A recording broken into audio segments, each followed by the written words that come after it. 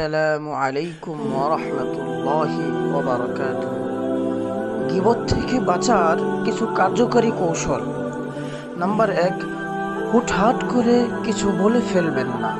কথা বলার আগে ভেবেচিন্তে কথা বলুন। এমনকি যতটুকু সম্ভব কম কথা বলাই ভালো। চুপ থাকাও একটা ইবাদত।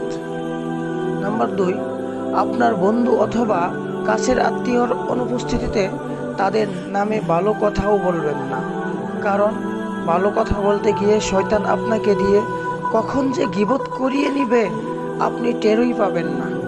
নাম্বার ৩, অতি প্রয়োজন ছাড়া লোক সমাগম জায়গা এড়িয়ে চলুন, কেননা সেখানে মানুষ বেশি থাকে, সেখানে গীবতও বেশি হয়।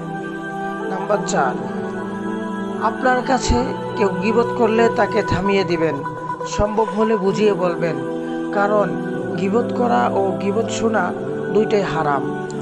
নিজেও যখন কথা বলতে বলতে গীবত করে ফেলবেন এবং হঠাৎ খেয়াল হবে আরে আমি তো গীবত করে ফেলতেছি, সাথে সাথে থেমে যাবেন এবং তওবা করবেন।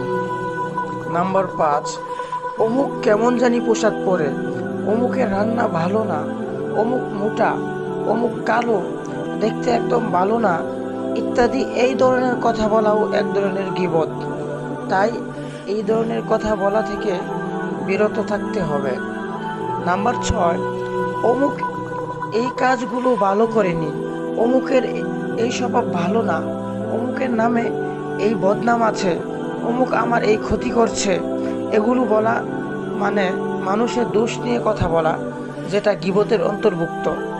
নাম্বার ৭, এরপরেও যদি গীবত হয়ে যায় তাহলে সাথে সাথে আস্তাগফিরুল্লাহ অথবা ২ রাকাত নফল নামাজ পড়ে ফেলতে পারেন।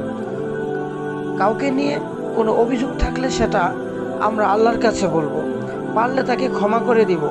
মানুষের কাছে এগুলো নিয়ে আলোচনা করে উল্টো আরও গুনাহ কামানো কোনো বুদ্ধিমানের কাজ হতে পারে না। অন্যের দোষ ঢেকে রাখলে আল্লাহ তাআলা তার দোষ ঢেকে রাখবেন ইনশাআল্লাহ। মনে রাখবেন, গীবত আমাদের নেক আমলগুলো ধ্বংস করে দেবে।